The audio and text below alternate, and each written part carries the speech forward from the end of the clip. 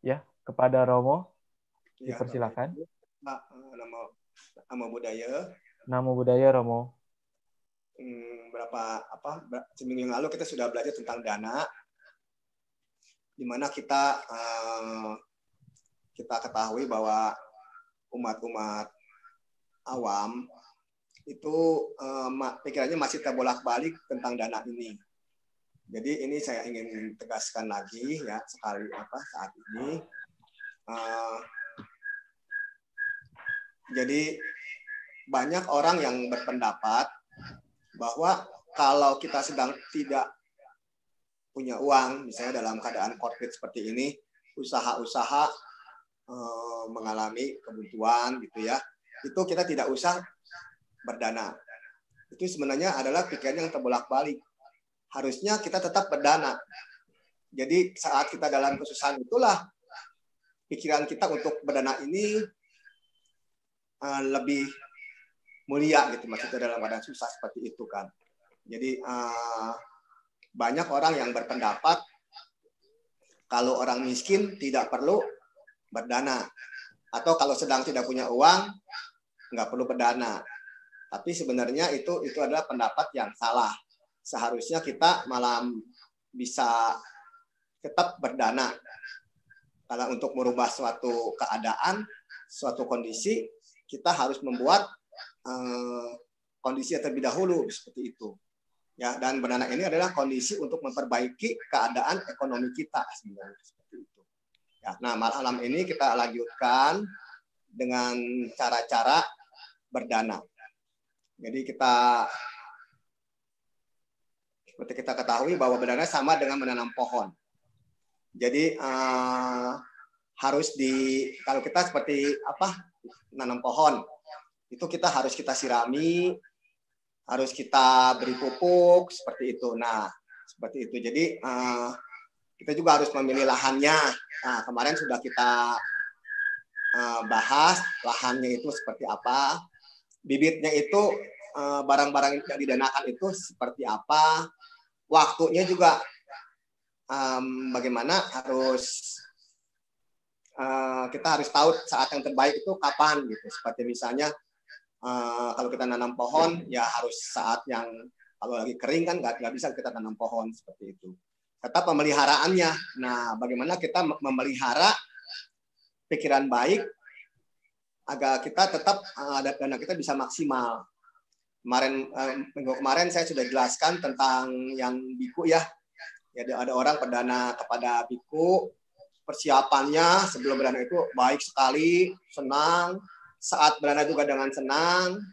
Sesudah berdana juga mungkin pikirannya happy, tapi selang berapa menit kemudian ternyata makanan yang dia berikan itu diberikan ke anjing. Sehingga timbullah pikiran-pikiran yang kesal, sehingga dana dia itu terkontaminasi. Nah, seperti itu. Nah, seharusnya kita itu berdana itu seperti orang buang air kecil. Kalau kita kencing buang air, kan airnya kita nggak ikutin naik, airnya mau mengalir kemana seperti itu. Ya, makanya atau ada juga orang yang berpendapat kalau kita berdana kepada pengamen, nah takutnya kita uangnya nanti dipakai mabok, sehingga ujung-ujungnya kita tidak berdana. Itu sebenarnya nggak perlu kita pikirkan, berdana saja seperti itu ya. Nah, tapi bukan berarti kita dalam berdana ini kita semata-mata hanya mengharapkan adanya hasil yang besar. Bukan itu tujuan berdana sebenarnya. Dalam ini kita berusaha untuk melakukan cara-cara berdana yang paling baik. Nah, faktor-faktor yang mempengaruhi hasil tanaman kita antara lain adalah sebagai berikut.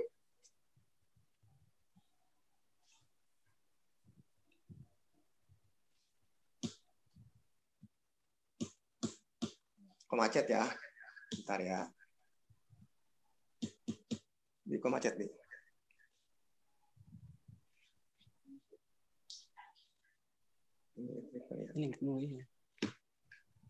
Itu ya. Nah, faktor-faktor yang mempengaruhi hasil tanaman kita itu adalah sebagai berikut. Apa yang kita danakan hendaknya hasil yang kita peroleh dengan cara-cara yang sesuai dengan dhamma. Itu kita harus sesuai dengan dhamma. Jadi bukan hasil korupsi, bukan hasil dari menipu. Nah, seperti itu. Hasil dari mencuri dan sebagainya. Kemudian dana itu diberikan kepada orang yang layak menerima pemberian gitu ya. Nah, itu kita sudah bahas, semuanya ada 14 kan ya Bapak Ibu ya. Nah, kemudian dana sebelum diserahkan, dana telah dipersiapkan dan direncanakan dengan pikiran yang baik. Ya, jadi minggu kemarin kita sudah kita jelaskan bahwa saat kita memikirkan untuk memberikan dana itu, pikiran itu, barang itu harus sudah ada di tangan kita.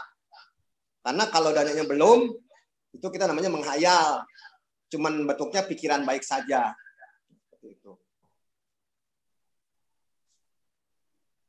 Kemudian pada waktu diserahkan disertai dengan pikiran yang rela, penuh kebahagiaan, kita tanpa ikatan. Itu sudah kita bahas ya kemarin.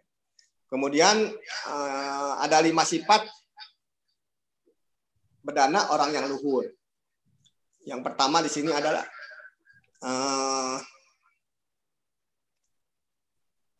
berdana dengan keyakinan, sadadana. Di sini ada di dalam Sumana Dana Sutta itu Anggota Nikaya 3, 32, itu ada 3 faktor dari pemberi. Yang pertama, memberi dengan batin yang bahagia. Pada saat memberi, batin bersuka cita. Setelah memberi, batin juga diliputi dengan kegembiraan. Itu adalah 3 faktor dari pemberi. Kemudian 3 faktor dari menerima. Penerima telah menghilangkan keserakahan atau sedang berlatih untuk menghilangkannya. Penerima telah menghilangkan kebencian atau sedang berlatih untuk menghilangkan kebencian. Dan penerima telah menghilangkan moha atau sedang berlatih untuk menghilangkannya. Nah, di sini kalau kita lihat saat yang paling tepat itu adalah saat katina. Kenapa? Karena pada saat itu para biku kan sedang berwasa. Mereka sedang berlatih. Nah, itulah saat yang tepat. Karena itu 3 faktor penerimanya udah dipenuhi. Nah, Bapak Ibu. Kemudian hasil dari dana ini adalah kemakmuran, kekayaan, dan harta berlimpah. Nah, ada tambahannya. Ia akan elok dipandang, tampan, cantik, bagaikan bunga yang indah. Seperti itu. Itu adalah 3 berdana dengan penuh keyakinan. Kemudian berdana dengan rasa hormat, yaitu sakaca dana.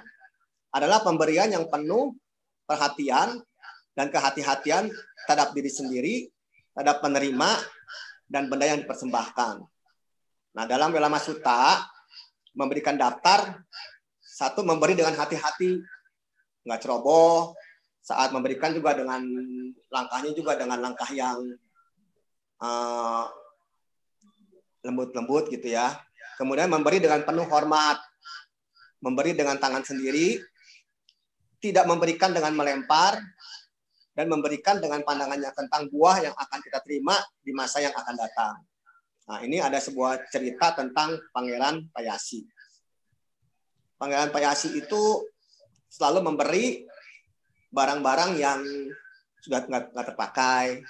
Kemudian dia itu menyuruh seorang pelayannya namanya Utara untuk memberikan dana itu kepada sangga. Bapak Ibu, nah, ketika Pangeran Payasi meninggal, dia itu dilahirkan di alam Catumaharajika dan di sebuah istana yang kosong. Tidak ada pembantu, tidak ada, pokoknya dia sendirian. Nah, pada waktu itu ada seorang biku namanya Gawampati. Itu adalah seorang biku yang sakti, sehingga dia sering beristirahat di tempat itu, istana yang kosong itu. Suatu ketika dia kaget karena ternyata istana tersebut sudah ada yang mengisi. Akhirnya terjadilah pertanyaan-pertanyaan dari biku Gawampati kepada Pangeran Payasi. Nah, Pangeran Payasi menerangkan bahwa pelayan yang disuruh memberikan dana itu kepada pada anggota sangga atau kepada orang-orang yang membutuhkan, ternyata malah dilahirkan di alam Tawatimsa. Lebih tinggi daripada alam Catu Maharajika. Ini jelas membuktikan bahwa orang yang memberikan itu lebih mendapat pahala yang lebih dibandingkan dengan Pangeran Pangasi yang memberikan barangnya. Kenapa? Karena dia nggak memberikan dengan rasa hormat, nah nggak ada kan? Memberi dengan tangan sendiri, memberi dengan hati-hati. Nah itu dia tidak memberikannya dengan seperti itu.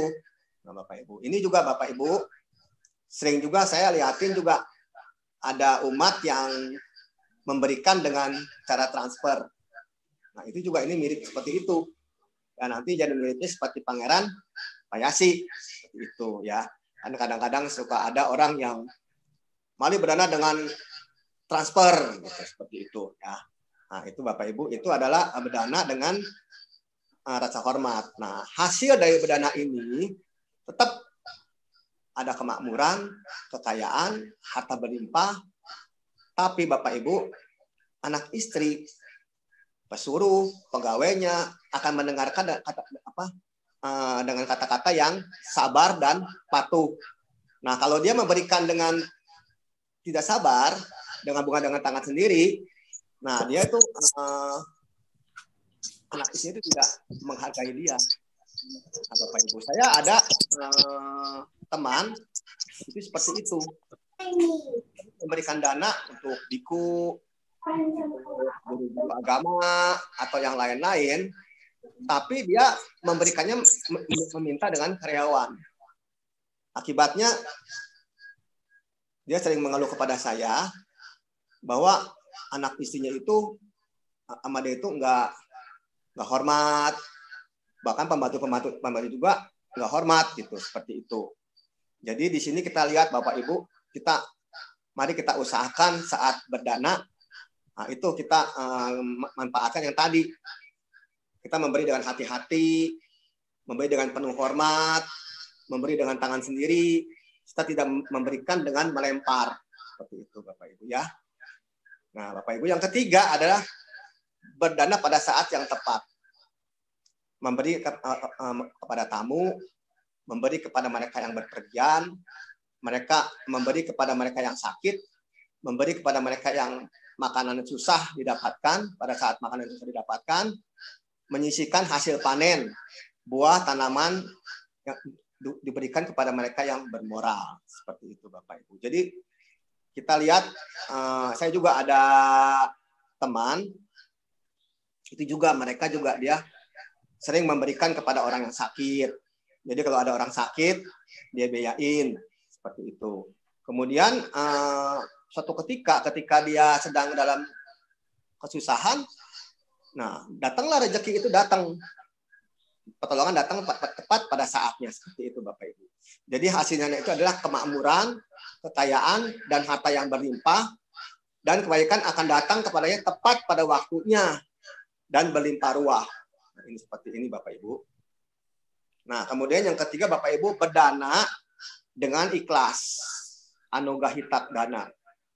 Kita memberikan dengan hati yang terbuka, lepas, rela dengan penuh kemurahan hati. Ya, istilahnya tangan kanan memberi, tangan kiri nggak usah tahu. Bebas dari kekikiran, senang berdana, bersukacita dalam memberi. Jadi kalau misalnya ada kesempatan untuk berdana, itu dia dengan sukacita akan memberi. Nah, akibat dari batin yang demikian, daya indranya itu akan berkembang. Sehingga dia bisa menikmati apapun yang didapatnya dengan baik.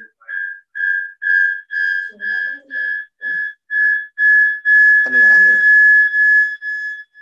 Hasil dari dana ini adalah kemakmuran, kekayaan, dan harta yang berlimpah. Dan pikirannya akan menikmati sepenuhnya kebahagiaan dari panca inderanya. Jadi dia bisa menikmati apa yang dipakainya, seperti itu. Ya. Jadi ada sebuah cerita, yaitu adalah seorang kaya yang namanya Aputaka. Aputaka itu pernah berdana kepada seorang peceka Buddha. Suatu ketika dia melihat seorang biku lewat depan rumahnya. Dia kemudian meminta kepada istrinya untuk memberikan dana. Nah, apa yang terjadi? Nah, dia kemudian pergi. Nah, di tengah jalan dia kembali lagi.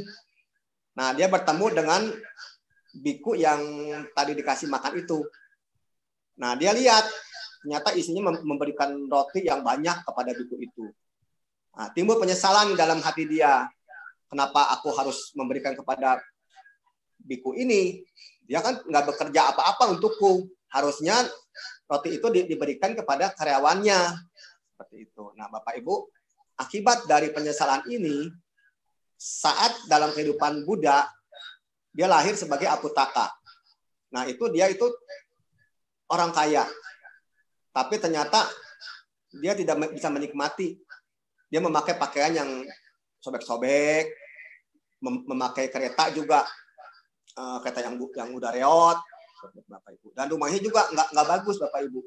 Dia diliputi oleh kekikiran. Nah, itu Bapak Ibu, kalau kita berdana dengan tidak ikhlas, itulah akibatnya. Walaupun kita punya harta banyak, tapi dia nggak bisa menikmati, Bapak Ibu. Saya ada teman, dia itu banyak uang, tapi Bapak Ibu, dia memakai pakaian yang udah kumal, pakaiannya nggak diganti-ganti. Rumahnya juga nggak bagus. Beli mobil juga, mobilnya yang second, yang udah tahunnya udah tua. Padahal kalau dia mau, dia bisa beli mobil yang baru. Seperti itulah Bapak Ibu, itulah kalau orang yang berdananya menyesal, dia tidak akan bisa menikmati apa yang akan dia dapatkan nanti. Seperti itu Bapak Ibu. Itu ada yang keempat Bapak Ibu. Yang kelima adalah berdana dengan tidak merugikan diri sendiri dan orang lain. Nah Bapak Ibu, di sini adalah tidak menghancurkan diri sendiri maupun orang lain dengan mencemari kualitas kebajikannya melalui memuji diri sendiri, merendahkan orang lain. Nah, terus menjaga 5 sila juga berarti tidak menyakiti diri sendiri maupun orang lain. Nah, Bapak Ibu, seperti itu kita juga menyatakan di sini juga harus berdana dengan bijak. Jangan untuk berdana pinjam uang kiri kanan untuk berdana. Itu juga Bapak Ibu termasuk juga ini. Karena itu akan merugikan diri kita sendiri. Nah, Bapak Ibu, seperti itu ya. Nah, hasil dari dana ini adalah kemakmuran, kekayaan, dan harta yang berlimpah. Nah, tidak ada dari manapun sesuatu yang akan merugikan harta bendanya, baik dari api, air, pemerintah, pencuri, atau ahli waris yang berwatak buruk. Bapak Ibu, seperti kita ketahui, saya juga ada kenalan juga, dia punya banyak uang, punya pabrik, tiba-tiba pabriknya dilahap api, sehingga akhirnya jatuh miskin. Nah, ini Bapak Ibu, mungkin karena dia waktu itu dia berdana itu dengan merugikan orang lain, merugikan diri sendiri dan orang lain. Contohnya misalnya kalau kita lihat, si Anu mah berdananya cuman dana obat-obatan yang murah, seperti itu. Jadi dia dalam hal itu dia berdana mengagungkan diri sendiri dan merendahkan orang lain. Nah, itu adalah dana yang kelima ini Bapak Ibu, seperti itu. Nah, kemudian Bapak Ibu ada juga yang namanya Sepuri Sadana 8. Artinya 8 macam cara berdana dari orang-orang yang baik. Bapak Ibu, yang pertama adalah Sucing Deti. Berdana sesuatu yang bersih atau halal. Nah, tadi udah dijelasin, jangan hasil korupsi, jangan hasil mencuri, seperti itu. Kemudian Panitang Deti. Berdana sesuatu yang masih baik, yang masih bermanfaat. Kemudian Kalena Deti. Berdana sesuatu yang tepat untuk kondisinya. Jadi kalau misalnya tepat itu, kalau misalnya sekarang nih orbit ojek-ojek pada mengeluh, nah kita bisa berdana kepada mereka, seperti itu. Itu adalah sesuatu yang tepat untuk kondisinya. Kemudian Kapiang Deti, berdana sesuatu yang pantas. Itu contoh misalnya, kita jangan memberi sisir kepada biku, seperti itu Bapak Ibu. Itu juga berdana sesuatu yang harus berdana dengan sesuatu yang pantas. Nah, contoh misalnya kita kalau kepada biku, kita boleh nggak berdana uang? Nah, itu kan maksudnya kurang tepat Bapak Ibu, seperti itu. Untuk biku itu adalah 4 kebutuhan pokok, ya Bapak Ibu ya, seperti itu. Kemudian Wicaya Deti, berdana sesuatu yang bijaksana. Kemudian Abihang Deti, berdana secara tetap atau teratur. Jadi kita kalau misalnya untuk wihara, nah kita bisa berdana secara teratur tiap bulan, gitu, sesuai kemampuan kita. Nah, yang ke-7 adalah Dadang Citang Pasadeti, berdana sesuatu dengan pikiran tenang, pikiran yang baik, dan tidak mengharapkan pamrih yang dapat menimbulkan kegelisahan, apalagi jika hal yang kita harapkan dengan dana kita itu nggak sesuai dengan yang kita inginkan. Contoh misalnya, kita berdana dengan pamrih supaya terkenal. Nah, itu Bapak Ibu. Nah, itu kalau cara abidama kan itu kita berdana dengan aku salah cita. Nah, itu nanti hasilnya nanti kemarin sudah kita bahas, itu ada dana yang inferior.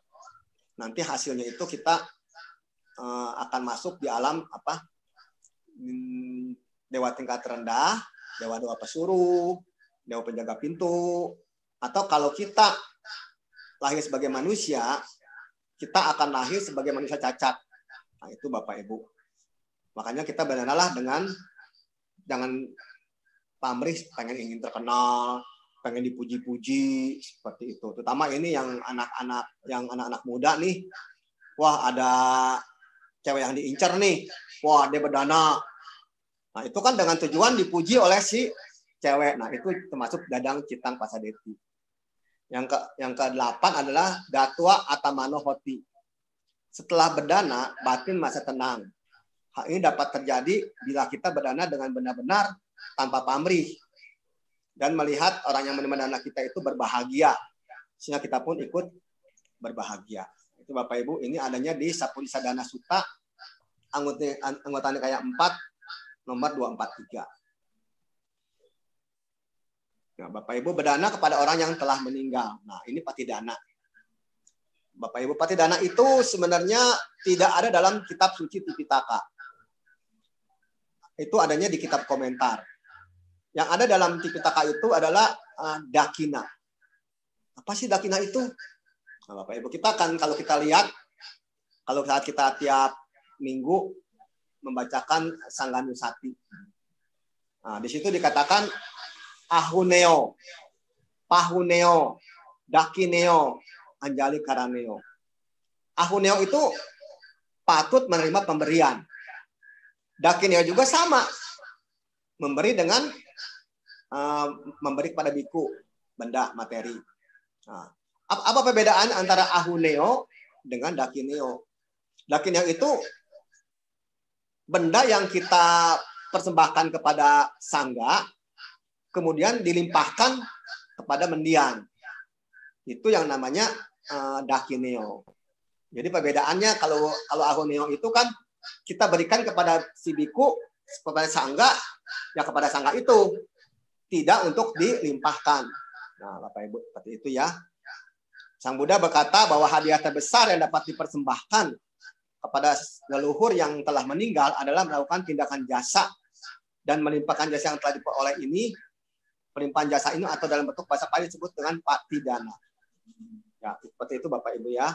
Kemudian dalam kenyataan sebenarnya penyaluran jasa itu tidak menyimpang dari hukum kama. Sebab penyaluran jasa bukanlah seperti halnya mentransfer sejumlah uang simpanan di bank ke dalam rekening orang lain, yang berarti berkurangnya jumlah uang dalam rekening sendiri, atau sebaliknya bertambah rekening orang lain. Nah, itu Bapak Ibu, patidana itu enggak seperti itu. Banyak orang yang masih berpendapat bahwa itu bertentangan dengan hukum kama. Karena yang disebut kama itu kan untuk diri kita sendiri. Nah, itu Bapak Ibu. Nah, itu kita di sini dijelaskan bahwa itu ternyata nggak menyimpang. Kenapa? Nanti kita jelaskan ya. Penyaluran jasa semata-mata merupakan suatu cara untuk membuka peluang bagi orang lain agar berbuat kebajikan sendiri dengan merasa ikut bahagia atas kebajikan yang telah dilakukan oleh orang yang telah menyalurkan jasa kepada dirinya. Jadi maksudnya bukannya berarti dana, kalau kita saat kita mentransfer dana kepada seseorang, orang tua kita misalnya, itu bukan berarti kebijakan kita tuh pindah kepada orang tersebut, tapi orang tersebut itu kalau bisa menerima, bisa berbahagia, nah dia akan kalau peta akan meninggal di alam peta itu dan lahir lagi di alam yang bahagia. Seperti itu Bapak Ibu ya. Nah, ini adalah bagaimana sih cara kita itu berbuat seperti dana. Yang pertama adalah adanya perbuatan baik yang dilakukan. Jadi kita melakukan perbuatan baik dulu. Contoh misalnya, kalau misalnya kita mau memberikan permen kepada anak kecil, berarti kita harus punya permen dulu. Kalau kita mau memberikan baju kepada fakir miskin, berarti kita harus punya baju dulu. Nah, seperti itu Bapak Ibu ya. Jadi kita harus melakukan perbuatan baik yang kita lakukan. Nah, sebenarnya ada banyak perbuatan baik itu. Kalau kita lihat ada 10, sebenarnya bisa ada 10. Yaitu adalah misalnya berdana, melaksanakan sila, bermeditasi,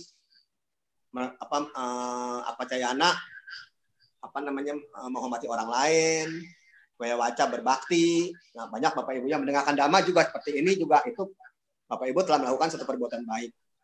Makanya kalau di wihara-wihara, setelah kita selesai melakukan perbuatan baik, biasanya kita melakukan pelimpahan jasa kepada orang tua kita. Bapak Ibu, yang kedua, jasa kebajikan tersebut dilimpahkan.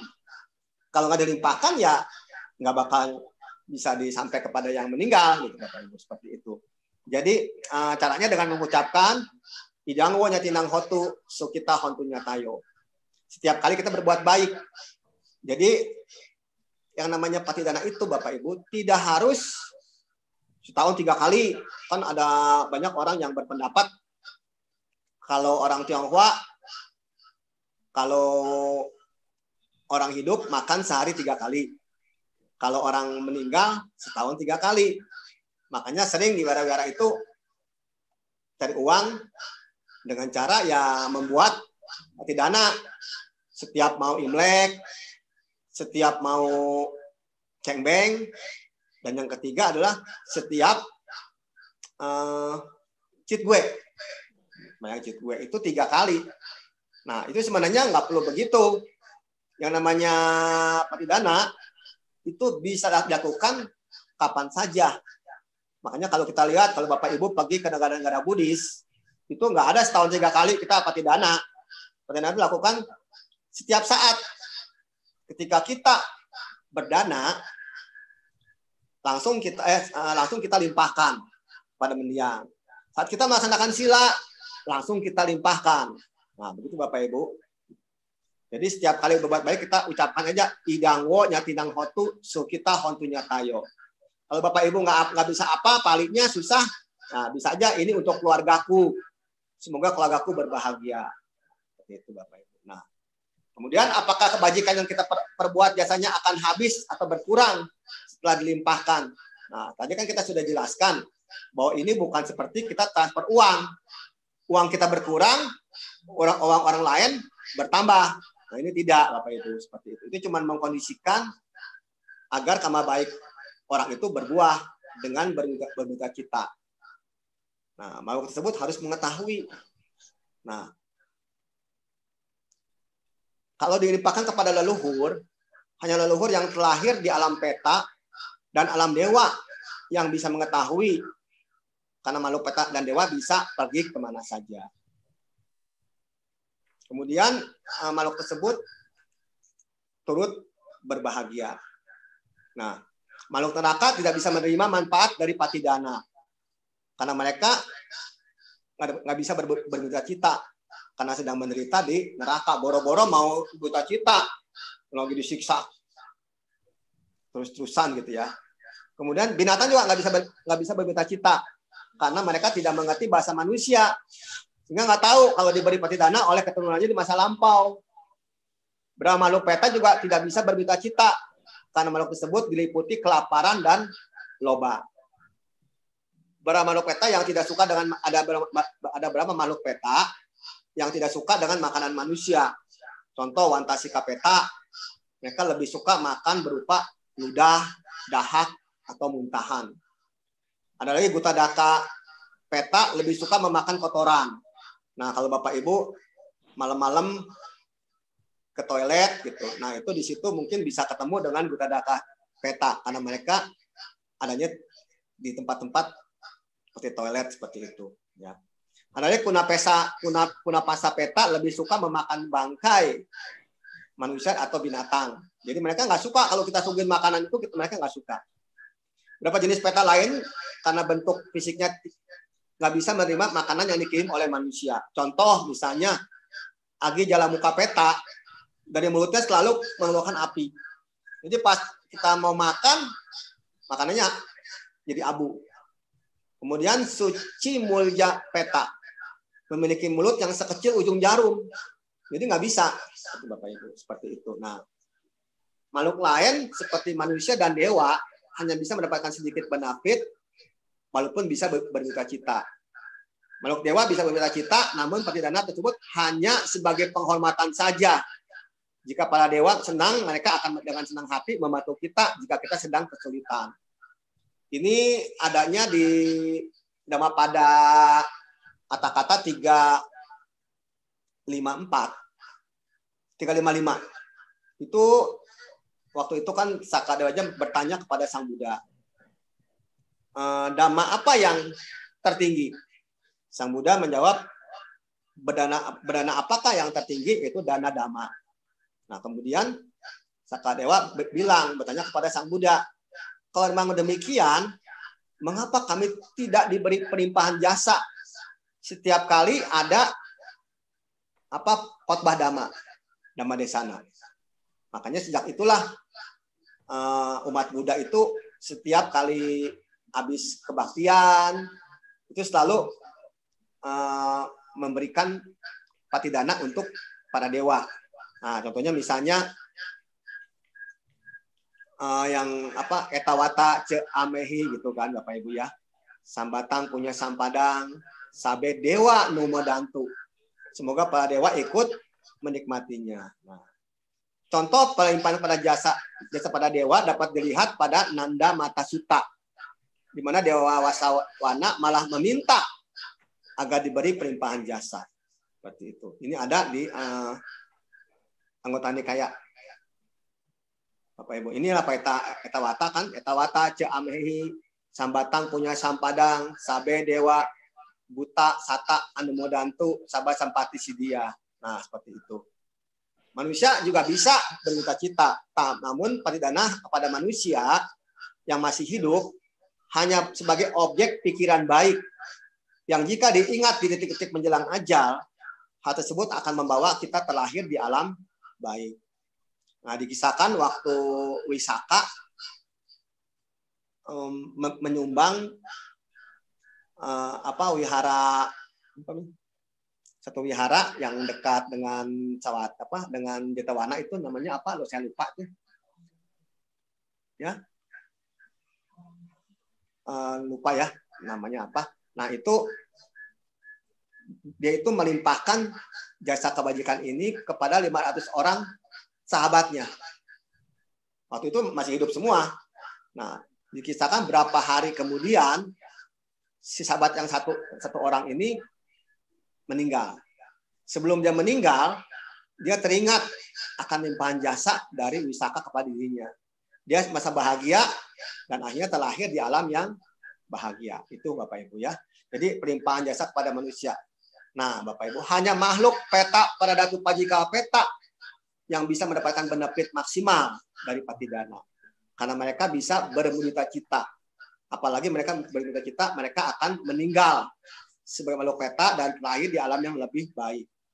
Bapak Ibu. Makanya kita Bapak Ibu dalam kehidupan sekarang ini cobalah untuk selalu bisa berduka cita. Setiap kali ada orang berbuat baik, kita ikut bergembira. Setiap kali ada orang misalnya melakukan satu perbuatan yang luar biasa, berdana, nah kita ikut berduka cita. Kan kalau di grup-grup juga, grup WA juga turut berduka cita. Seperti itu Bapak Ibu ya. Inilah fungsinya seperti itu. Sehingga nanti ketika kita meninggal dan kemungkinan terlahir di alam peta, kita bisa, karena kita sudah biasa, kita bisa berduka cita. Sehingga saat nanti leluhur kita melimpahkan jasa, kita bisa berduka cita. Nah, Bapak Ibu. Ini yang paling penting Bapak Ibu, kelima. Karma buruk makhluk tersebut hampir habis. Nah, dalam kitab komentar Tidak Dosa dikatakan bahwa patidana bukan semata-mata suatu perbuatan dilakukan satu pihak, kemudian jasa kebajikan tersebut diberikan kepada pihak lain. Namun pemberian tersebut akan menjadi landasan untuk mengkondisikan munculnya karma baik, kusala karma pada sanak yang telah meninggal. Dengan melakukan berduka cita, itu akan mengkondisikan karma-karma baik yang belum saatnya berbuah jadi berbuah. Nah, Bapak Ibu, cuman seperti kita ketahui sesuai dengan hukum karma baik yang kita lakukan dapat mengkondisikan berbuahnya karma baik kita yang lain. Demikian berkat karma baik lewat tindakan berduka cita dari si peta akan mendorong munculnya karma baik yang langsung berbuah pada saat itu juga. Sehingga karma baik sebagai peta pun berakhir. Nah, cuma Bapak Ibu, apa itu hanya bisa terjadi saat karma baik, karma buruk kita tuh hampir habis. Contoh waktu kita Raja Bimbisara, waktu itu dia lupa, sehingga akibatnya para leluhurnya yang sedang menunggu-nunggu marah dan mengeluarkan kata-kata mengeluarkan raung-raungan gitu sepanjang malam. Nah kemudian paginya Raja Bimbisara itu bertanya kepada Sang Buddha.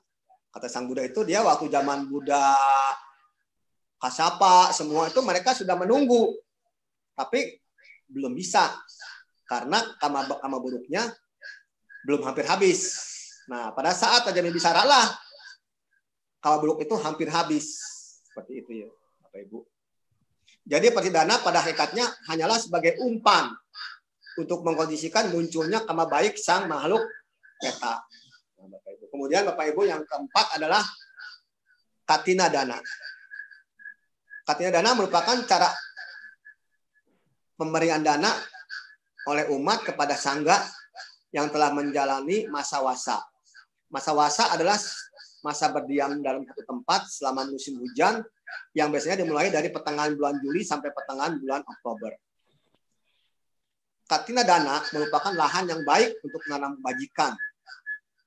Katina dana diadakan hanya setahun sekali. Tadi sudah saya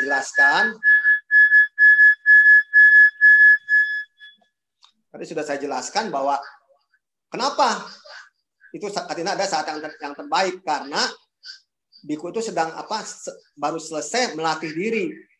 Kalau kayak handphone itu baru selesai dicas, sehingga itulah saat yang tepat untuk kita untuk berdana kepada anggota sangga.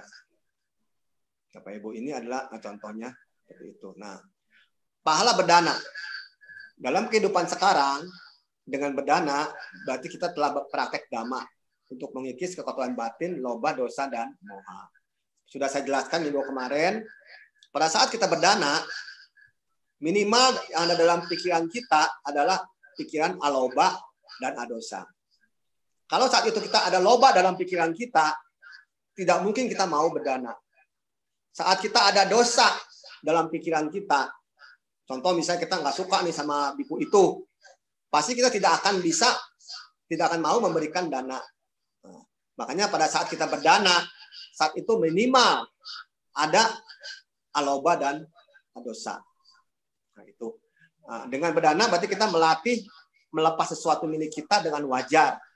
Sehingga jika pada satu saat kita harus melepas milik kita yang sangat kita cintai, maka kita dapat melepas dengan wajar. Nah, ini dengan yang ketiga, Dengan berdana, maka kita melatih diri kita agar tidak terlalu melekat pada sesuatu kebendaan. Nah, Bapak Ibu. Dengan berdana, maka kita akan selalu disenangin banyak teman yang kelak dapat menolong di saat kita sedang susah. Nah, kemudian Bapak Ibu,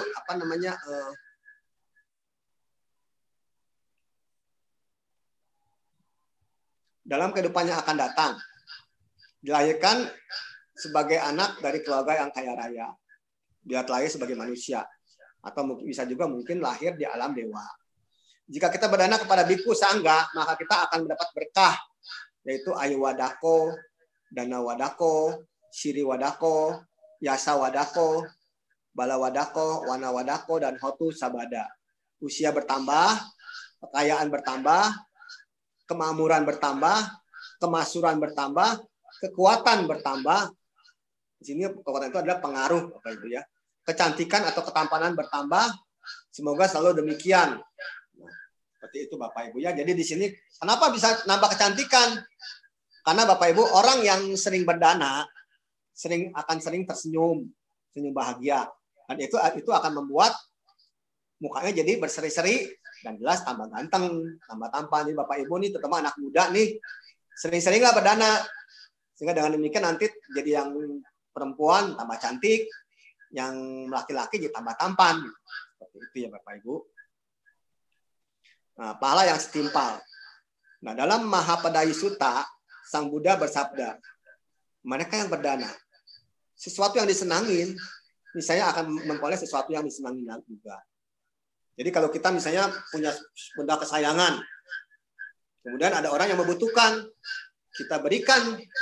Nah, nanti Bapak Ibu, karma baiknya itu kita akan mendapat sesuatu yang kita senangin juga. Sesuatu yang terunggul, misalnya akan memperoleh sesuatu yang terunggul juga.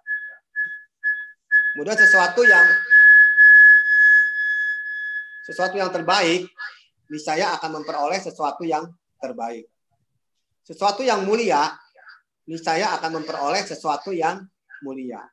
Seperti itu. Itu adalah di dalam Manapadaya Sutta, anggota Nikaya 349. Nah, Bapak Ibu, kalau Bapak Ibu lihat, saya menggunakan Angun Nikaya 3 Romawi, titik 49. Itu saya memakai Pali Text Society. Ya, ada beberapa macam cara penulisan anggota Nikaya Tipitaka. Nah, saya menggunakan yang Pali Text Society. Jadi anggota Nikaya buku ketiga sutanya yang ke-49. Bapak Ibu, seperti itu. Kemudian Bapak Ibu, ada lagi Kimdada Sutta. Dewa memberikan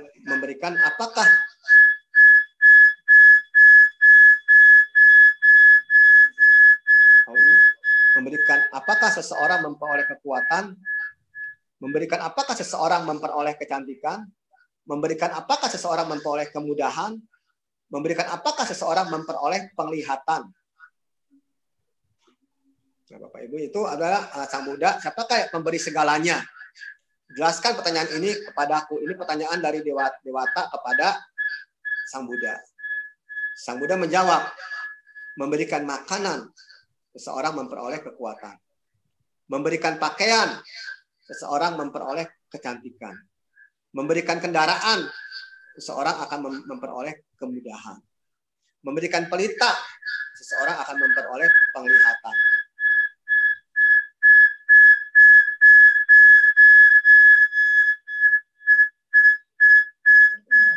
Seseorang yang memberikan tempat tinggal adalah pemberi segalanya. Tetapi seseorang yang mengajarkan dhamma adalah pemberi keabadian. Nah, kemudian Bapak Ibu ada lagi di Nikaya Sutta dijelaskan. Tetapi bila seseorang perempuan maupun pria gemar berdana, memiliki moralitas, atau dapat menahan nafsu indria serta memiliki pengendalian diri, inilah simpanan harta yang terbaik. Bapak Ibu, dengan kita memberi dana itu berarti kita mempunyai simpanan harta yang terbaik. Dapat dikatakan bahwa dana senantiasa akan memberikan pahala yang setimpal kepada pelakunya.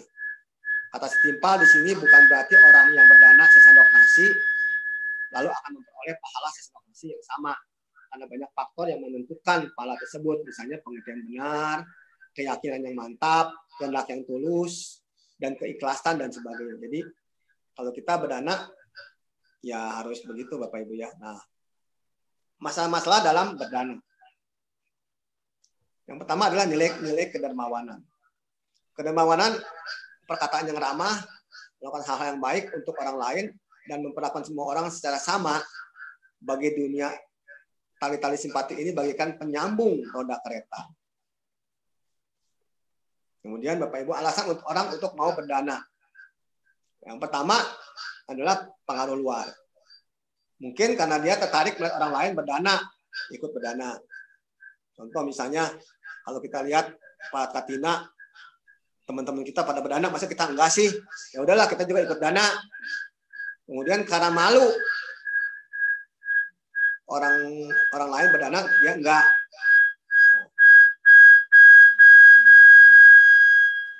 Kemudian orang yang akan menerima dana adalah orang yang dia senangin.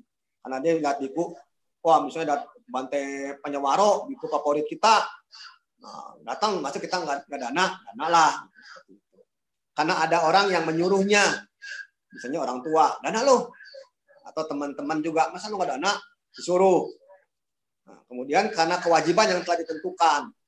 Jadi ini mungkin kita lihat, oh orang tua juga berdana, mama papa berdana, masa kita enggak, gitu kan.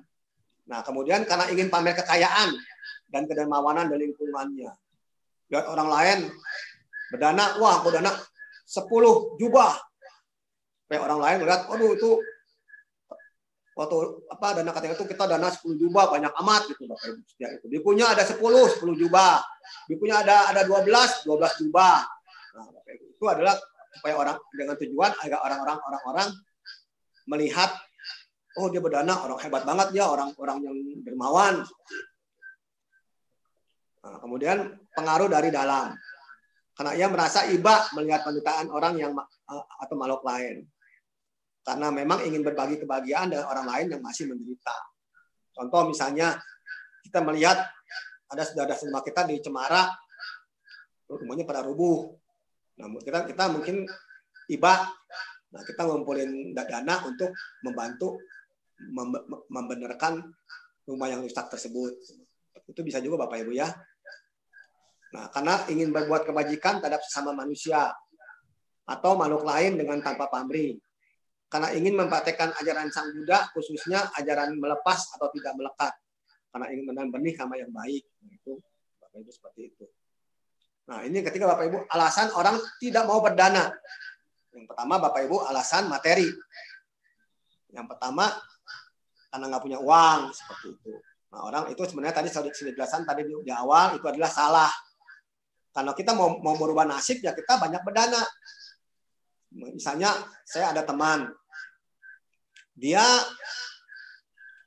membuat toko, dia sudah survei, wah ini lokasinya bagus untuk berjualan, ramai, banyak dikunjungin orang, tapi kok tokonya sepi. Nah, dia lihat barang-barang sudah sesuai, kebutuhan orang sudah sesuai, harga juga dia murah, kok nggak laku. Nah, mungkin kita harus lihat apakah dia sudah berdana. Kita harus menanam dulu, baru memetik. Jangan ujuk-ujuk mau memetik tapi nggak mau nanam, Bapak Ibu, seperti itu. Yang kedua Bapak Ibu alasan non materi. Karena yang pertama karena hatinya sedang marah. Nah, ada juga orang yang marah nggak mau berdana, moodnya sedang buruk sehingga hilang nafsu untuk berdana. Karena kikir dan serakah. Nanti harta gue habis dong. Nanti tabungan gue berkurang dong. Nah, itu karena kikir dan serakah. Karena orang yang akan menerima dana adalah orang yang kita benci. Soalnya kita nggak suka nih sama seorang biku. Nggak mau dana. Lihat di Pas Katina ada biku itu. Nah, kita walaupun bikunya banyak, tapi akan ada dia nggak mau berdana. Karena ia berpendapat bahwa dana itu tidak ada manfaatnya. Nah, seperti itu. Ngapain berdana? Seperti itu Bapak Ibu ya. Kemudian masalah tujuan orang berdana. Tujuan yang bersifat pendorong. Yang pertama, agar penerima dana dapat berbahagia. Apabila buah kamanya masak, maka buah kamak baiklah yang akan ia terima. Kemudian agar sanak keluarganya yang telah meninggal dapat turut masa berbahagia. Dana untuk dilimpahkan sebagai dakina. Agar dalam kehidupan sekarang ia dapat mengurangi sifat keserakahan yang ada dalam dirinya. Tujuan yang bersikap pamrih, agar ia jadi orang yang terkenal dermawan. Agar orang lain jadi hormat padanya. Agar ia mendapat sesuatu dari orang atau pihak lain yang ia bantu, pamrih. Karena lu gue bantu, nanti kalau suatu saat gue butuh, nanti lu bantu gue ya. Seperti itu. Agar martabat dan harga dirinya jadi naik dan lebih baik. Agar dengan demikian banyak orang yang mau menjadi pengikutnya. Seperti itu Bapak Ibu. Ya, ini terutama kalau waktu kita maksudnya mungkin pas mau pemilu atau pemilihan bupati gitu kan. Nah, kita cenderung memberikan barang-barang agar orang memilih kita, mau jadi pengikut kita. Nah, itu Bapak Ibu. Itu tujuan yang bersifat pamrih. Nah, ini Bapak Ibu tadi kita sudah selesai ya membahas tentang manfaat berdana. Nah, kita Bapak Ibu kita bahas perbedaan antara kebajikan dengan kesempurnaan parami. Disebut kebajikan karena membersihkan pelaku itu sendiri, memenuhi kecenderungan dan menghasilkan kelahiran yang terhormat. Itu fungsi dari punya.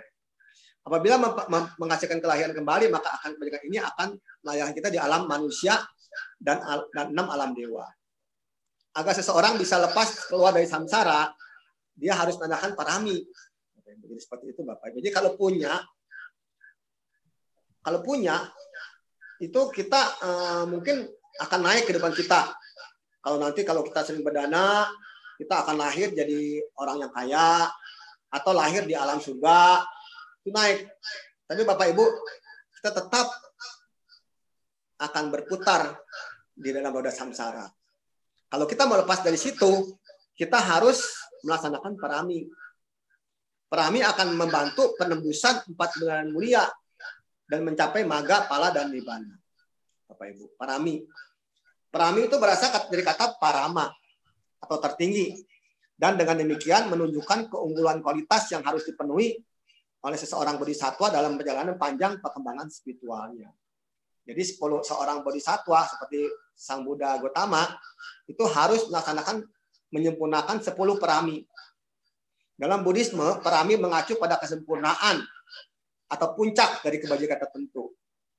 Nah, parami terbagi atas 3, yaitu parami, upa parami, dan paramata parami. Ada sebuah cerita tentang Sasa Jataka. Dikisahkan ada seekor kelinci, dia mempunyai 3 orang sahabat.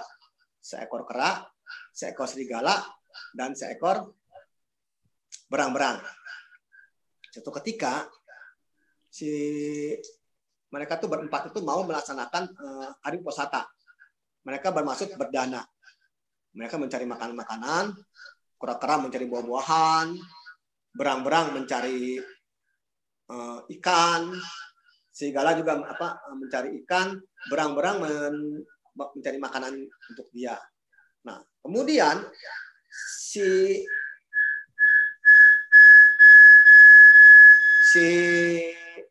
kelinci berpendapat makanan dia itu rumput. Nggak mungkin orang mau makan rumput. Sehingga dia bertekad.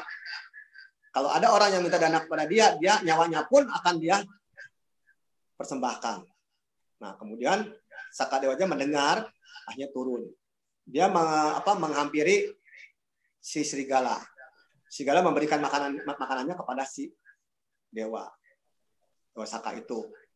Dewa Saka bilang, nanti besok pagi akan ku ambil, sekarang simpan dulu aja makanannya. Dia menghampiri si monyet. Si monyet memberikan makanannya juga. Memberikan kepada berang-berang. Berang-berang juga memberikan makanannya. Akhirnya datanglah dia kepada si kelinci. Kelinci bilang, saya akan siapkan dana untuk Anda, tapi tolong siapin pembakaran api. Nah, kemudian kamu silahkan pergi dulu, nanti berapa menit lagi balik lagi. Nah, setelah si dewa itu pergi, si kelinci itu melompat ke dalam api. Tapi oleh dewa Saka itu ditahan sehingga dia nggak mati, Bapak Ibu, seperti itu. Nah, Bapak Ibu, apa yang dilakukan oleh si serigala, si kera, si berang-berang itu adalah parami. Sedangkan yang dilakukan oleh si kelinci adalah paramata parami. Parami yang tertinggi, Bapak Ibu, seperti itu. Nah, ada juga memang si Bijataka yang mengisahkan waktu itu Buddha lahir sebagai seorang bodhisatta, datanglah seekor burung pipit dikejar-kejar oleh seekor Garuda. Si Garuda bilang, aku sudah tidak makan selama 3 hari. Kalau nggak makan lagi, aku akan mati. Kemudian si pipit, ya, makanya aku akan makan si pipit.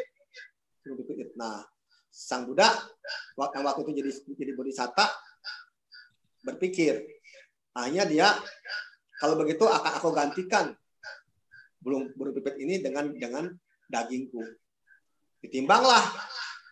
Dan ternyata Bapak Ibu dagingnya banyak sehingga dia hampir meninggal.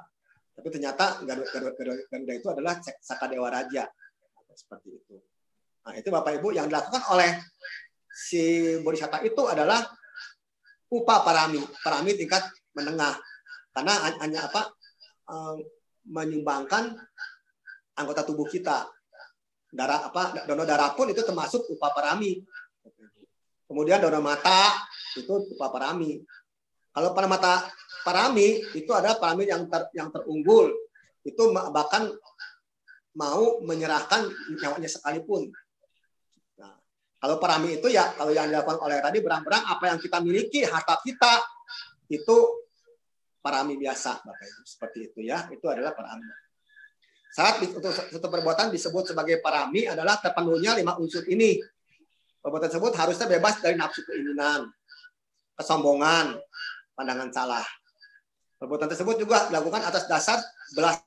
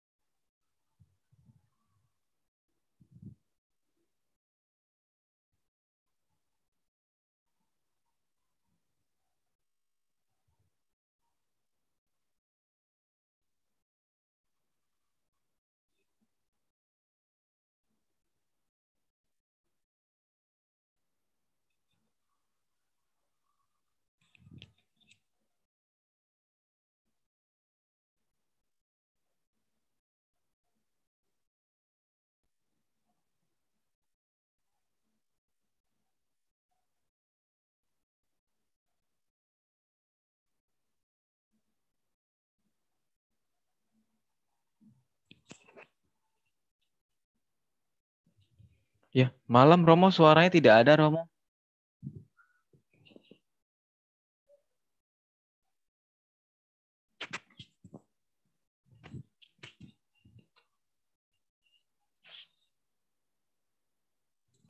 enggak?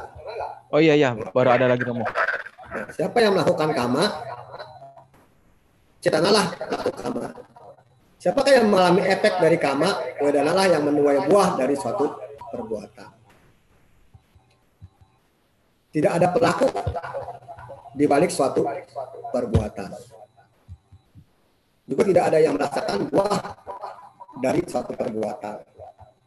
Bagian-bagian dari pancakanda berjalan sendiri-sendiri sesuai fungsinya. Bapak Ibu, seperti itu. Ini Bapak Ibu, kita lihat ada aliran sungai. Kita lihat siapa yang menggerakkan sungai. Sungai bergerak sendiri sesuai dengan kondisinya. Kalau dia menurun, air pasti akan lebih deras mengalir. Seperti itu. Ya, atau dia mengalir dengan pelan. Itu semua nggak ada yang menggerakkan. Seperti itu ya. Kemudian kita lihat lagi. Nah, ini lilin Bapak Ibu. Lilin menyala kalau lilin satu dengan lilin kita nyalakan lilin dengan lilin yang pertama, lilin kedua nyala. Apakah ada yang berpindah? Nggak ada. Tapi karena lilin pertama tetap nyala, jadi nggak pindah apinya nggak. Tapi Bapak Ibu ada yang pindah. Yang pindah adalah panas atau energi. Nah kemudian nyalakan lagi yang kedua, yang ketiga, yang keempat sampai yang lilin yang ke-100. Kita lihat lilin yang pertama dengan lilin beda dengan lilin yang ke-100. Tapi kalau nggak ada lilin yang pertama, mungkin kan nyala lilin yang ke-100. Itu kan tidak. Nah, seperti itu Bapak Ibu ya. Kemudian jadi seperti itu Bapak Ibu. Jadi ini juga ada api. Kalau api merambat, asalnya cuma dari api unggun. Tapi karena kita lengah, sehingga akhirnya membakar seluruh hutan. Nah, kita lihat api yang membakar hutan itu apakah dari api yang mana? Ya, pasti berawal dari api yang kecil tadi, api unggun tadi. Nah, seperti jadi itulah Bapak Ibu. Sebenarnya tidak ada nggak ada yang membuat kama. Seperti itu Bapak Ibu. Makanya kita lihat bahwa seorang bodhisatta itu sudah tidak lagi mementingkan akibat dari perbuatan dia. Berdana saja gitu. Untuk menyempurnakan paraminya. Seperti itu ya. Jadi itulah yang harus kita nyatakan nanti kalau akan ada tanya jawab. Kalau Bapak Ibu nggak jelas, nanti kita terangkan di dalam tanya jawab aja ya. Nah, sekarang saya serahkan kembali ke Bro Budiman. Silakan. Iya. Ya. Sebelumnya Romo terima kasih atas dhamma sharing-nya untuk topik pidana.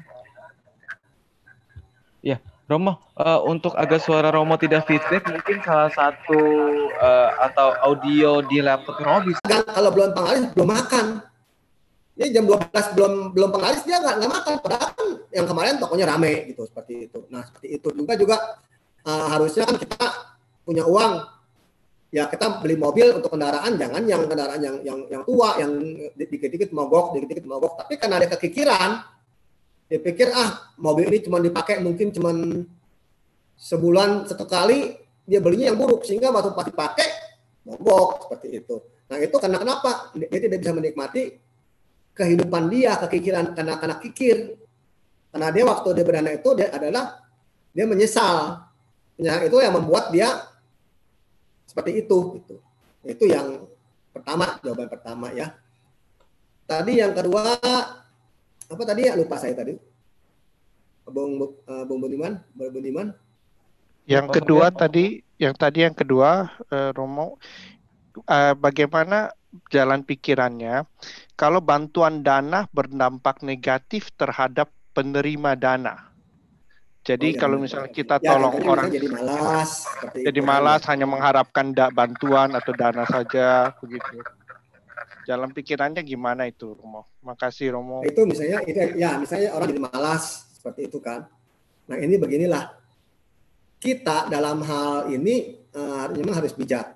Tapi kalau memang kita nggak mau dana ya nggak dana. Tapi maksud saya begini, jangan itu dijadikan alasan untuk tidak berdana. Kalau memang itu saudara kita, misalnya kita memang mau berdana, ya kita tolong dia juga nggak. Kalau dia jadi malas itu makan anggapan kita. Ya bisa aja kita dananya mungkin kita sambil kita bicarakan coba cari kerja seperti itu kan. Tetap masih kita berikan seperti itu bisa juga. Tapi yang jelas jangan sampai hal-hal tersebut tuh membuat kita tidak berdana. Itu satu perbuatan yang salah dong. Harusnya kita menanam jadi nggak nanam kan, cuma gara-gara anggapan orang itu miskin, orang itu malas seperti itu. Jadi menurut pandangan saya itu ya seperti itu. Ini pernah waktu saya siaran radio di Bandung, itu juga ada juga yang bertanya seperti itu, dan jawaban saya sama seperti itu, bahwa kita itu jangan jadikan alasan untuk kita tidak berdana. Nah nanti kalau soal malas itu soal yang kedua, kita bicarakan dengan dia.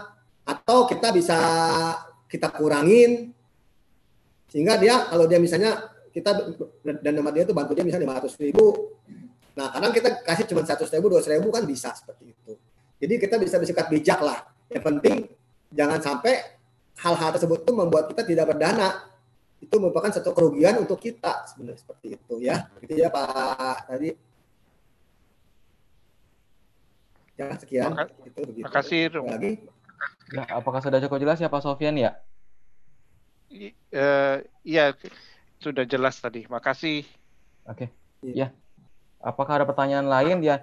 Ini juga kita melihat ada Bapak Slamet Rojali yang sudah bergabung di YouTube memberikan pujian kepada Pak Romo Budi. Ya Pak mantap Pak Budi, sangat detail dan bermanfaat. Salam dari Pak Slamet Rojali, banyak dapat pelajaran asik ya. Ya, makasih. Bapak Rahmat itu adalah guru saya ya. Saya banyak belajar dari beliau. Ya, baik. Apakah ada yang ingin bertanya? Kalau misalkan tidak, saya ada pertanyaan nih, Romo, dari yang kemarin mungkin menyaksikan Romo materi Romo. Ini sepertinya Romo ada janji nih Romo untuk membahas Romo ada bilang akan membahas hubungan antara dana dengan anata nih Romo. Iya, tadi sudah saya jelasin ya. Cuma kayaknya jelas. terlalu singkat gitu Romo. Oh gitu. Ya sebenarnya kalau kita lihat begini, kalau kita bahas secara abhidhamma itu mudah sekali. Yang berdana itu adalah Maha Kusala Cita. Bukannya, misalnya contoh saya Budi Priyatna, bukan. Tapi Maha Kusala Cita lah yang berdana. Sedangkan yang menerima akibat karma itu adalah akhir tugas kita.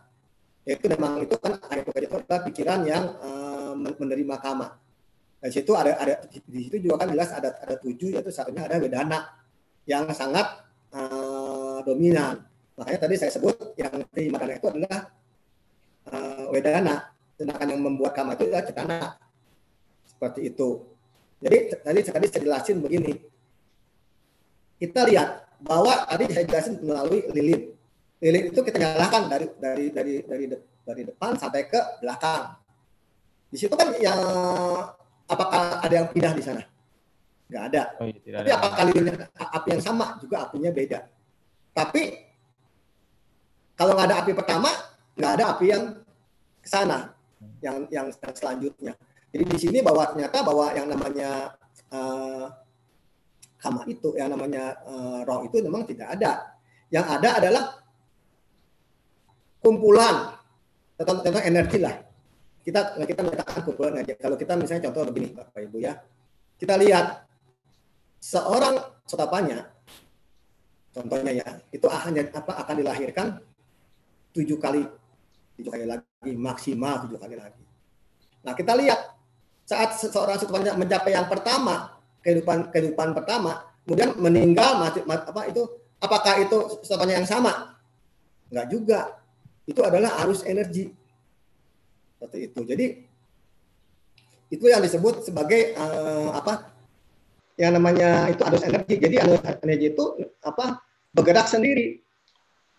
Sesuai dengan contohnya begini, kalau misalnya seseorang misalnya berbuat jahat. Berarti dalam energi itu terkontaminasi oleh energi baru yang sifatnya buruk. Nah, itu akan mengarahkan energi tersebut ke tempat yang buruk. Seperti itu. Jadi energi itu ya bergerak sendiri, nggak ada yang menggerakkan seperti itu. Jadi karma itu seperti itu sifatnya. Memang ini agak rumit ya. Iya, Rom. Tapi yang mudah itu memang kalau pembahasan secara abhidhamma. Abhidhamma itu jelas yang membuat karma buruk ya akusala cita. Yang membuat karma baik ya maha kusala cita. Tapi yang sedangkan yang menerima bukan maha kusala cita lagi, tapi adalah akhir tugas cita. Akhir tugas cita itu adalah berdasarkan kayak tadi api yang dari depan ke belakang. Yang terima itu ya api, tapi api itu kan berdasarkan api ini gitu. Nah contohnya juga kalau kita bicara tentang, kalau saya menjelaskan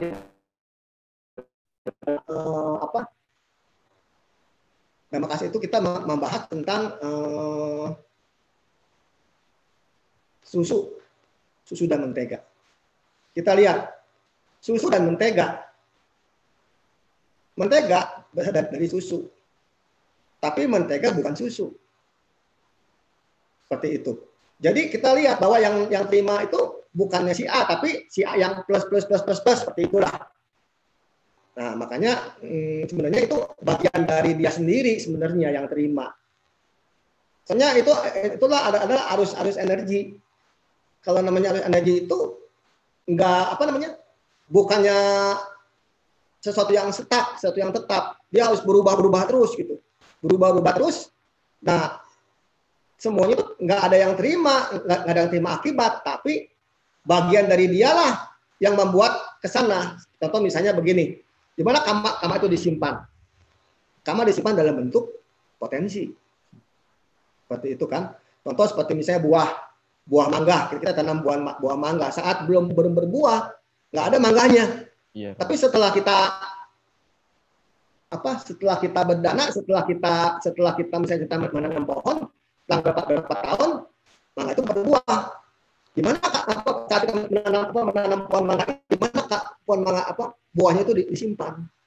Semua disimpan dalam bentuk kondisi. Begitu pula dengan kama, disimpan dalam bentuk kondisi. Nah, sama dengan kita berbuat kama, nanti kita nggak ada kamanya kan nggak ada kan dalam bentuk kondisi. Saat kondisinya tepat, dia akan berbuah. Nah, begitu pula dengan dana. Kita berdana. Yang berdana itu apa? Pikiran baik kita saat ini yang berbuat. Nanti yang akibatnya nanti ya udah pikiran lain, tapi masih tetap bagian dari sini. Bagian dari pikiran yang pertama. Kenapa? Karena di sana ada sanya. Ada ingatan. Sehingga saling berhubungan. Dia ingat, oh ya, aku dulu berdana. Sehingga kadang terima akibat. Padahal yang terima akibat itu bukan si Mahakusala tadi, tapi si Wipaka ini yang si akhir cita itulah yang sedang menerima. Jadi semua itu berhubungan cuma karena adanya sanya di sana, seperti itu. Jadi sebenarnya emang nggak ada yang disebut aku itu sebenarnya tidak ada, roh itu tidak ada gitu. Seperti dikatakan kalau orang-orang yang belum suci masih menganggap ada, sehingga sangat sulit menjelaskan hal ini, sebenarnya sangat sulit. Tapi saya tetap mencoba, karena saya juga bertanya-tanya kepada Bante Sata Cito, saya tanya ke Pak Slamet, saya juga tanya, saya tanya lagi ke Ayah Santini, saya tanya gitu. Banyak guru-guru yang saya tanya. Nah, ini kesimpulannya tadi seperti itulah, itu ya. Kalau tadi kan kita, kalau guru saya itu dulu Pak Dodi itu menjelaskan tentang aliran sungai. Aliran sungai. Kalau sungainya misalnya arusnya deras, dia akan mengalir dengan cepat. Seperti itu. Itu semua karena kondisi. Sebenarnya nggak ada yang sebut sungai itu, nggak ada gitu. Mana yang sebut sungai? Airnya? Enggak kan? Kemudian kalau misalnya ada kita ambil satu gelas air, kita ambil air sungai itu, apakah itu yang disebut air sungai? Itu bukan. Gabungan dari ini. Nah, yang berbuat kama itu yang mana? Nah, seperti itulah. Jadi sebenarnya yang disebut dengan roh itu sebenarnya tidak ada. Karena kita punya pandangan salah, diti, masih punya kayak diti, kita masih menganggap bahwa roh itu ada, aku itu ada, gitu. Seperti itu. Sebenarnya tidak ada. Tadi yang mudah sebenarnya cara abidama ya. Kalau yang berkata abidama itu lebih jelas. Yang berbuat baik, yang berbuat baik itu Mahakusala kama. Yang terima ya itu Kak. Cita yang terima gitu. Jadi semua begitu. Jadi nggak ada yang sebut aku. Mereka berhubungan cuma karena ada sanya di situ. Ya seperti itu. Mungkin bisa sedikit dipahami. Nanti kalau memang kurang jelas, nanti bisa tanyakan ke Samanera Abisarano. Beliau yang akan membahas tentang hukum kama. Mungkin bisa ditanyakan lagi tentang kama secara lebih jelas. Seperti itu ya Pak. Ya. Pak Budiman ya. Iya. Terima kasih. Nanti kita bicara lewat JP aja dah ya. Iya Romo, makasih. Ya sudah cukup jelas sih Romo. Ya terus ya sebelum saya melanjutkan pertanyaan, apakah ada lagi yang ingin bertanya langsung kepada Romo di room chat ini? Bisa langsung raise hand.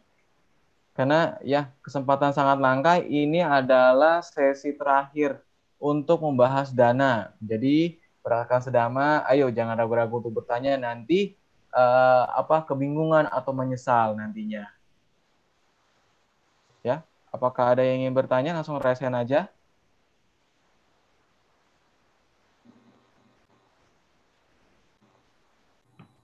Oke, sambil menunggu yang bertanya, Romo, saya ingin bertanya, Romo. Iya.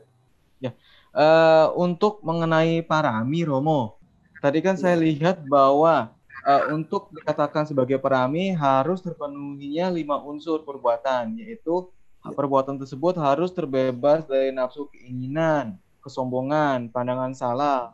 Perbuatan tersebut juga dilakukan atas dasar belas kasih dan disertai dengan keterampilan dalam hal cara melakukannya.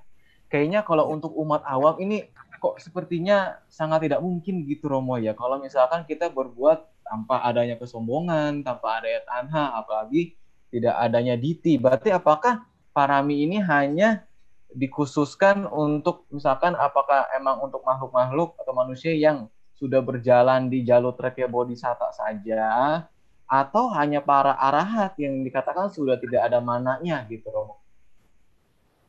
Jadi itu untuk calon Buddha ya, calon bodhisatta. Ya. Dia harus menyempurnakan 10 parami. Nah, maksud saya begini. Jadi kalau kita sebagai umat awam sah-sah saja kita melakukan punya. Kita mungkin masih ada pamrih. Tadi kan kemarin saya bahas ada beberapa macam tuh orang kalau misalnya paraminya cuma supaya supaya masuk surga, itu kan masih keinginan wajar. Itu bisa tetap masih ada manfaatnya.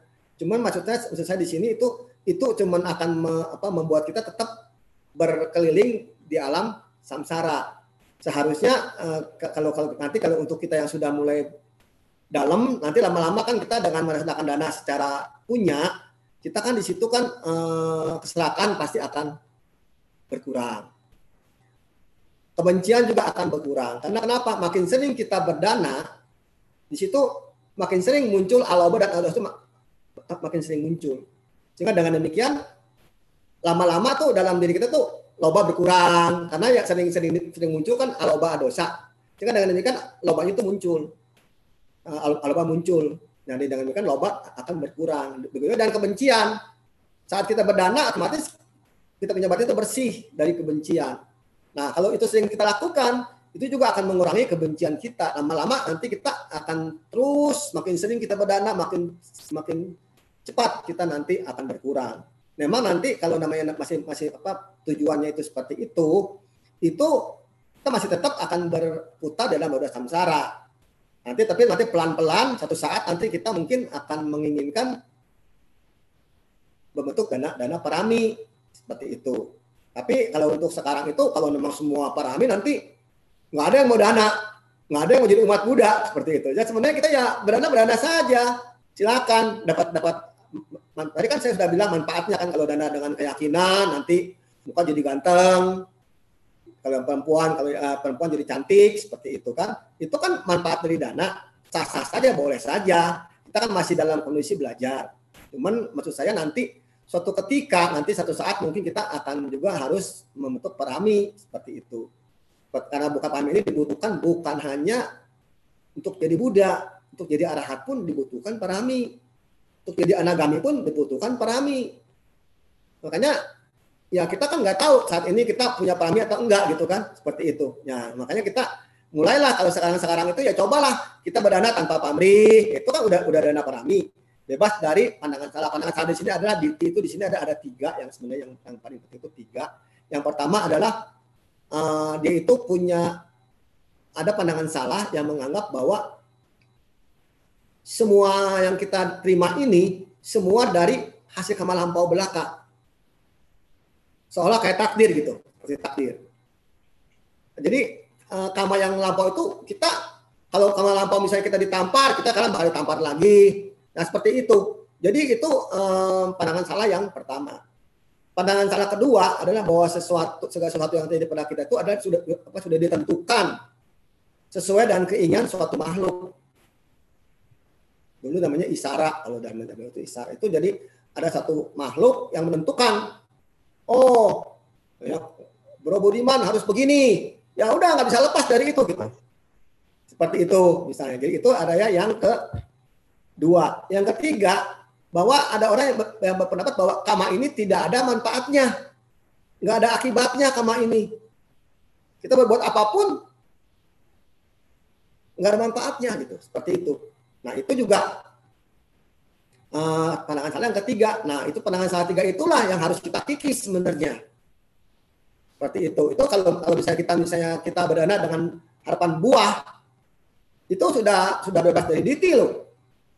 Kalau misalnya kita berdana, walaupun misalnya pamrihnya bukan karena misalnya kalau tadi kan ada pamrih pengen terkenal, itu kan pamrihnya nanti akan lahir di alam dewa tingkat rendah atau manusia cacat. Tapi kita misalnya pamrihnya cuma pengen nanti supaya terlahir di alam yang lebih baik. Nah itu kan pamrih yang baik. Nah itu boleh-boleh saja maksudnya gitu. Jadi seperti itu ya. Nah itu jadi dengan demikian mudah-mudahan bisa menjawab ya. Oh iya. Mati Romo.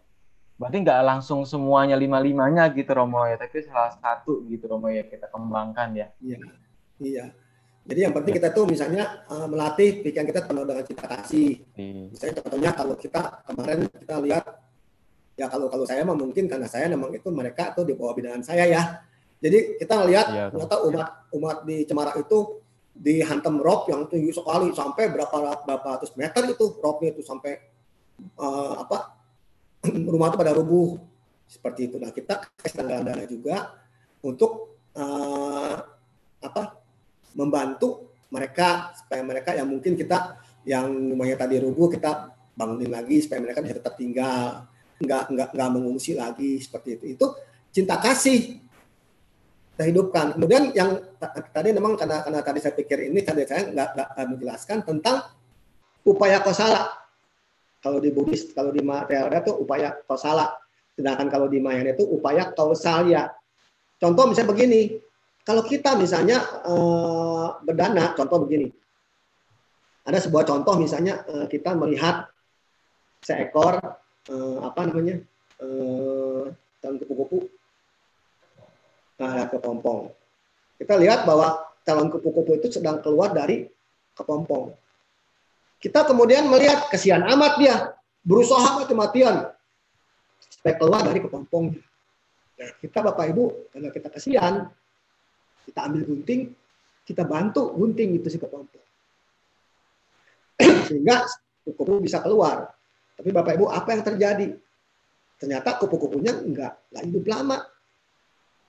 Jadi semua itu membutuhkan proses. Nah saat kita tuh kalau kita nggak bijaksana, kita kan nggak tahu kan, nggak punya upaya saya kita bantu, kita gunting sehingga dari kan kita nggak tahu sehingga mati. Mau pengen nolong, maju nggak nolong seperti itu. Nah itu seperti itu Bapak Ibu. Jadi hal-hal seperti itu harus kita kuasai, itu namanya upaya kausalya. Jadi kita tuh membantu orang tuh harus dengan cara bijak seperti itu. Ya seperti itu. Jadi parami itu seperti itu. Jadi memang tetap harus 5 itu kalau disebut parami. Kalau enggak ya tetap perbuatan baik, cuman jadinya punya jadinya seperti itu. Jadi itu perbedaan punya dengan parami ya. Jadi kalau memang kita nggak mencapai kualitas parami ya tetap kita mencapai kualitas punya. Dan itu pun cukup bermanfaat untuk kita. Gitu. Jadi jangan gara-gara ini kita gue belum punya ini, gue bakal butuh kami. Enggak, kita berbuat baik aja. Seperti itu ya. Iya. Baik Romo, terima kasih atas jawabannya. Ya Romo, ini ada yang bertanya di Zoom group chat dari Bapak Ferry Ibu Linda Umat Jakarta. Ada 2 pertanyaan nih Romo. Yang pertama, Romo, saya senang berdana ke Sangga Theravada. Tadi saya dengar bila tidak langsung atau lewat transfer, manfaatnya bagaimana Romo? Itu pertanyaan pertama Romo, mungkin bisa dijawab dulu Romo. Oh gitu. Yang tadi saya bilang transfer itu begini, maksud saya bukannya berarti kita nggak boleh. Cuman kalau kita ingin berada dengan benar, kan harus dengan tangan sendiri. Nah kalau dengan transfer pun, kita ya harus punya perhatian ke sana. Kadang-kadang orang kan transfer udah aja gitu kan, seperti itu. Enggak, kita harus tanya itu sudah sampai belum. Kalau misalnya kita titip nih, saya di Tangerang nih, titip lah ke Bro Budiman nih, tolong danakan ya, saya transfer. Nah setelah itu kita tanya dong, bagaimana bikunya senang ya, bahagia, terus kita sudah disampaikan belum Romo Budi? Udah Pak Romo Budi, ya, oh ya sudah. Maksudnya ada perhatian di situ, ada perhatian kalau memang kita mau dana lewat transfer itu boleh saja. Tapi kita tetap harus ada perhatian di situ. Jangan kita tiba-tiba transfer udah gitu lupa lagi gitu. Seperti orang bagaimana ya? Nah itu namanya bukan dana yang baik. Nanti seperti Pangeran Payasi. Nggak ada di situ, nggak ada perhatian, nggak ada kesungguhan hati di situ gitu. Ya, ada ketulusan itu yang pertama ya. Ya. Lalu pertanyaan yang kedua, Romo. Karena wihara lebih dekat rumah, saat makan siang Bante baru ada kesempatan berdana langsung. Wihara kami di Ratana Graha Grandville, kadang saya ikut berdana buat anak yatim piatu juga. Bagaimana manfaatnya, Romo? Ya kalau yang namanya dana itu manfaatnya sangat besar. Cuman maksud saya begini, kalau kita berdana kepada sangga, itu lebih besar manfaatnya kan. Minggu kemarin saya sudah jelaskan ada 14 tingkat makhluk dari binatang sampai ke sama Sang Buddha. Dan Sang Buddha sendiri bilang bahwa berdana kepada sangga lebih mulia daripada lebih tinggi nilainya dibanding kita berdana kepada Buddha sendiri sekalipun gitu. Kenapa? Karena kalau kita berdana kepada sangga, berarti kita berdana kepada sangga yang lampau, sangga yang sekarang, dan sangga yang akan datang. Seperti itu. Jadi kalau sangga yang lampau itu termasuk juga Buddha sendiri termasuk kalau kita berdana kepada sangga. Seperti itu. Kan ada 7 tuh. Ada 7 jenis sangga. Kita berdana kepada semuanya jadinya kalau kita berdana kepada sangga itu seperti itu gitu. Walaupun cuma perwakilan 4 atau 5 orang itu sudah disebut sangga kan. Nah itu kita berdana kepada sangga seperti itu. Jadi manfaatnya lebih besar. Tapi bukan berarti berdana kepada anak yatim nggak ada manfaatnya. Begini ya.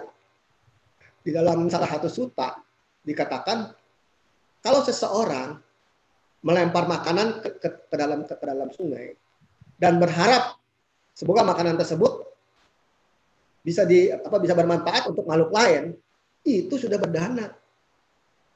Walaupun kita nggak tahu nih ada apa enggak, kita lemparin dengan harapan semoga supaya ada yang makan makanan itu sudah berdana. Apalagi kalau kita kayak anak yatim. Saya tuh senang aja kan kalau malah saudara-saudara kita yang di rumah sebelah itu kan mereka malah lebih suka berdana kepada anak yatim seperti itu. Nah itu memang cukup besar manfaatnya anak yatim juga karena mereka kan memang udah nggak punya ayah, nggak punya ibu mungkin di situ ya, ayam yatim piatu kan. Jadi menurut saya bagus aja, teman. Memang manfaat yang terbesar itu adalah kepada sangga. Nah kemudian kenapa dana makanan itu sangat luar biasa sekali dana makanan itu. Nah itu juga ada sebuah cerita yang kemarin saya pernah ceritakan ya.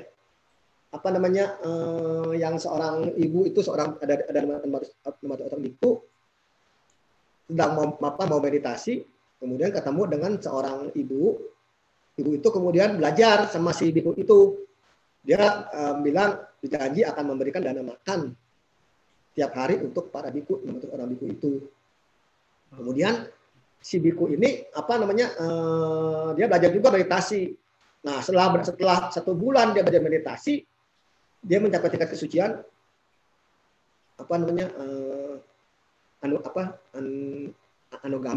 anagami.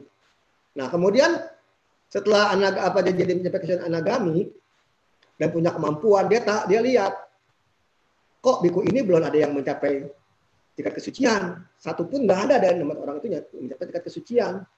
Kemudian dia melihat dengan mata gaib dia, apakah biku-biku ini semua punya parami untuk jadi seorang arahat. Dilihat punya parami masing-masing, semuanya punya nama-namanya. Kemudian dilihat apakah biku-biku ini tempatnya nggak sesuai. Dilihat sesuai. Akhirnya setelah dilihat lagi ternyata makanan yang kurang sesuai. Sehingga dia akhirnya memberikan jenis makanan yang sesuai untuk para biku. Dan di akhir masa biku itu semua mencapai tingkat arahat. Di sini jelas pentingnya makanan untuk biku. Jadi berdana makanan pada biku itu adalah sangat luar biasa. Lebih baik, lebih bagus daripada kita berdana uang. kepada biku seperti itu. Ya, jadi itu sangat bagus sekali Ibu Linda ya. Tapi bukan berarti kita nggak kurang bagus berdana kepada anak yatim. Berdana kepada anak yatim mengkondisikan kita bisa berdana kepada orang yang tingkatnya lebih tinggi lagi. Berdana kepada kalau misalnya anak yatim itu misalnya orang yang modalnya baik, berarti kita mengkondisikan kita berdana kepada orang-orang yang orang-orang di luar Buddhis yang mempunyai jana atau kemampuan. Kemudian itu akan mengkondisikan kita berdana kepada seorang sotapanya. Naik terus sampai ke sakadagami, naik terus sampai ke anagami, naik terus sampai ke arahat, peceka Buddha dan sama-sama Buddha sendiri di sini. Jadi kita bisa berdana kepada Buddha, kayak zaman dulu tuh Anathapindika bisa berdana kepada Buddha, Wisaka bisa berdana kepada Buddha. Itu bukan ujuk-ujuk dapat begitu, tapi karena mereka tuh sudah memupuk parami, sehingga dia bisa berdana kepada Buddha, bisa ketemu dengan Buddha seperti itu. Dan begitu pula dengan kita berdana kepada anak yatim, itu akan kondisi kita jadi bisa berdana kepada nanti terus naik terus nanti mungkin kita bisa berdana kepada Buddha Meteya. Mungkin nanti kalau saat Buddha Meteya lahir, kita bisa lahir di zaman Buddha Meteya dan kita akan bisa berdana pada Buddha Meteya. Kan itu sangat luar biasa. Dan dipupuk dari sekarang dengan berdana kepada anak yatim dulu. Ya kalau memang kita kondisinya lebih tepat berdana pada anak yatim, ya berdana kepada anak yatim lah. Yang penting kita bisa berdana. Susah loh. Saya kemarin kita dari Kerawang itu kita melakukan baksos bagi-bagi sembako. Saya cari hari itu ternyata sampai sore cuma sedikit orang yang bisa kita ini, karena kita kan punya kualifikasi itu harus ojol, harus orang miskin lah yang kelihatannya gitu. Kalau orang naik motor mah nggak kita kasih gitu kan. Nah itu ternyata hari itu sulit sekali. Nah beberapa hari kemudian kita juga kemudian lagi. Nah, itu agak lebih mudah. Itu ternyata buat berdana itu ternyata nggak mudah gitu. Jadi kalau memang ada kesempatan berdana kepada anak yatim, ya saja gitu. Ya, itu ya Baru Budiman. Bu Linda. Ya, baik Romo. Ini ada pertanyaan juga. Sebentar Romo.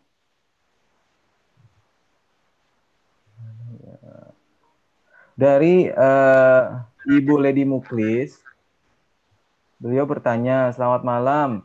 Romo, saya mau bertanya, apabila kita berdana dan kita limpahkan ke orang yang masih hidup tanpa sepengetahuan orang itu, apakah orang itu tetap mendapatkan manfaatnya? Terima kasih banyak, Romo. Pertanyaan dari Ibu Ladi, Romo.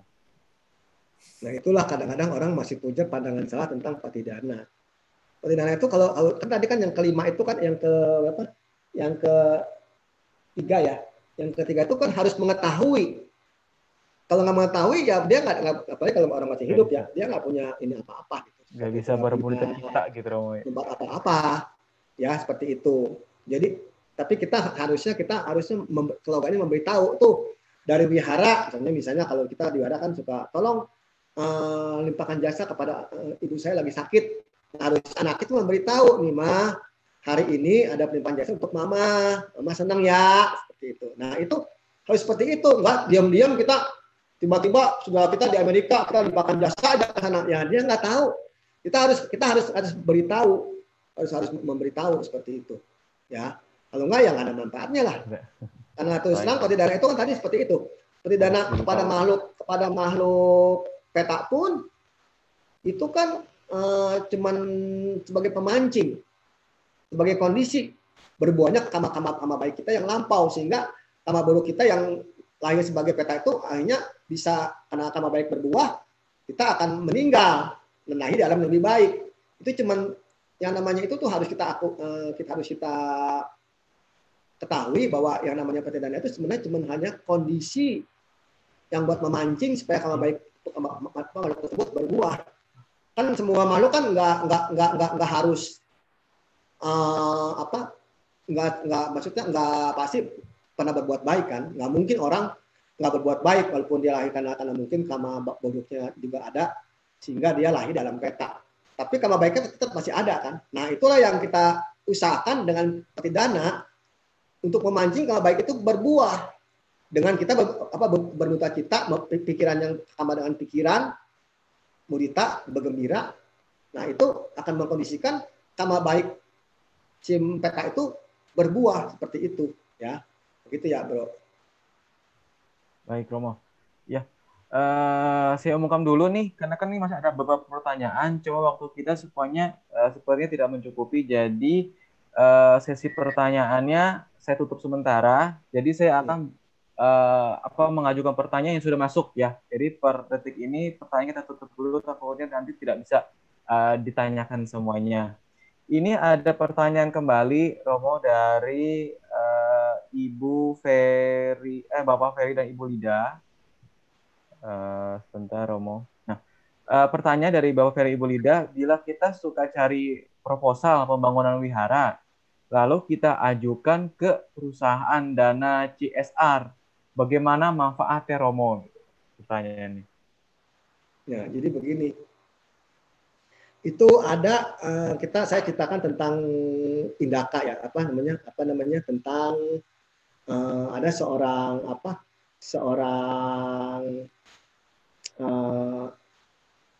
petani. Dia itu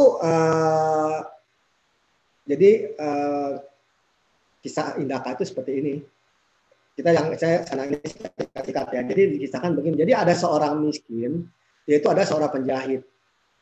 Nah, suatu ketika dia mengetahui nih bahwa ada satu orang hartawan, orang kaya itu sedang bagi-bagi makanan, bagi-bagi sembako.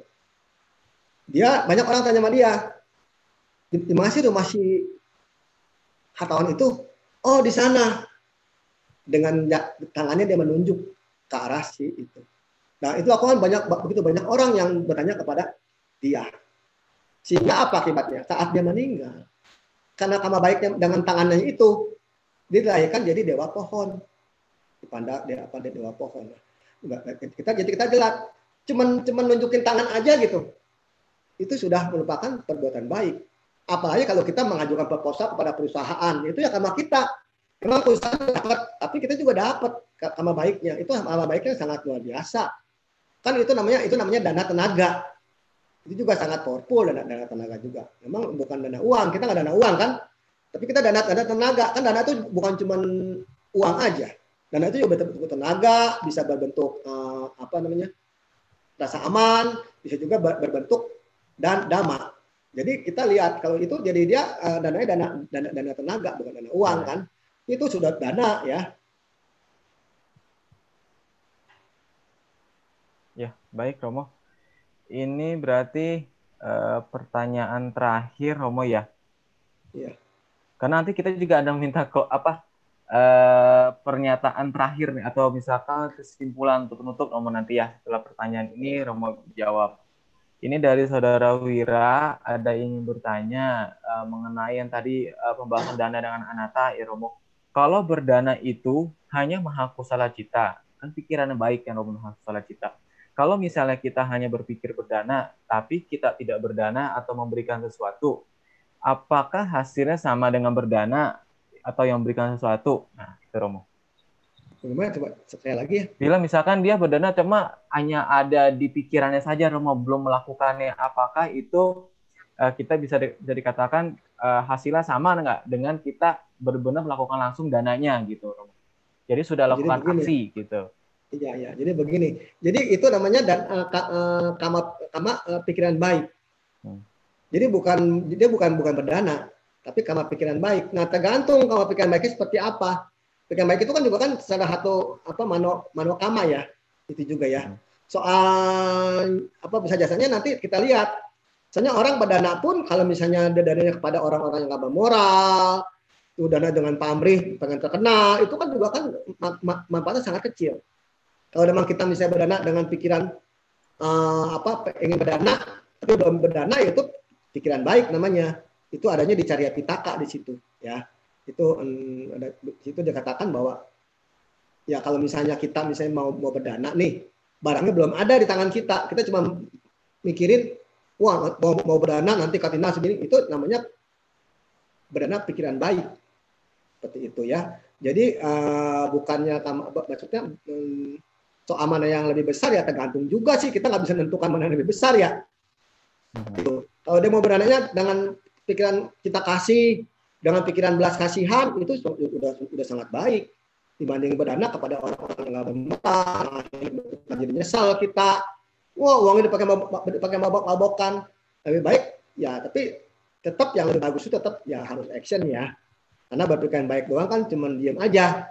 Nah memang lebih bagus itu kalau kita langsung, kalau memang sekarang belum ada kesempatan ya mungkin pikiran baik, tapi kalau nanti kita ada kesempatan tetap kita harus berdana lah, lebih bagus berdana ya, cuman dananya jangan dana yang nyesel-nyesel seperti itu. Makanya disinilah pentingnya orang itu belajar dhamma. Ya banyak orang di luar sana berpendapat, nggak usah belajar berdhamma, yang penting praktek. Apa yang harus dipraktekkan? Kalau misalnya dia nggak pernah belajar gitu kan. Nah itu makanya saya sangat senang sekali ketika Pak Febi bilang Pak Mutara mengadakan Dhammaka seperti ini, itu bisa membuat orang-orang itu sangat jadi membuat orang-orang bisa baca dhamma dengan baik seperti itu bagus. Apalagi sudah ada konsep dari Pak Febi ya, kemarin saya lihat cukup bagus gitu, seperti itu ya. Ya dengan demikian ya bisa, semoga lah bisa membuat orang banyak. Saya sudah minta, kemarin saya sudah bicara ngobrol dengan Ayah Santini, dia pun juga sudah akan membuat, Wira Sanghamita juga akan membuat dhamma kelas dengan materi yang lain, dengan kurikulum yang lain. Saya pikir itu akan dan juga kita juga dari Kerawang bulan Juli ini juga kita dari Kerawang saya akan mengajar dhamma kelas dengan kurikulum dari Bogor. Itu juga nanti mulai Juli kita akan juga mengadakan juga. Cuma waktunya mungkin nggak rebo, saya mungkin hari Jumat karena bentok dengan Padung Utara. Ya, seperti itu ya. Jadi seperti itulah. Makanya penting lah buat kita tuh untuk belajar dhamma. Nah, jadi kita tahu, oh ini praktek begini seperti itu ya. Ya, Romo, sebagai penutup nih, saya sudah 2 kali pertemuan nih. Hari ini kan sesi terakhir untuk materi dana. Bisa nggak sih Romo kasih kesimpulan dari materi yang minggu kemarin dibawakan dan hari ini? Mungkin singkat saja gitu, Romo. Iya, boleh.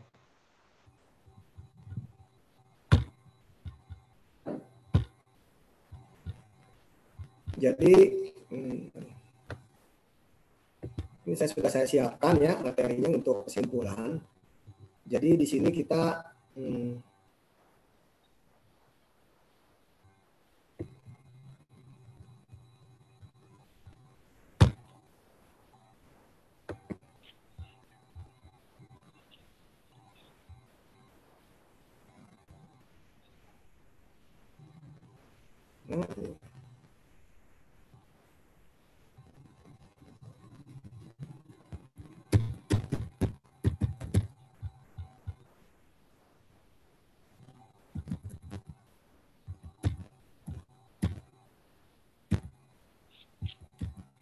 kesimpulan.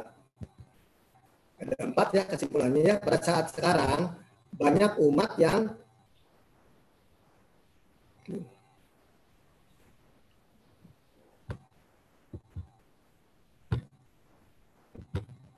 pada saat sekarang ini banyak umat Buddha yang belum mengerti tentang ajaran agamanya.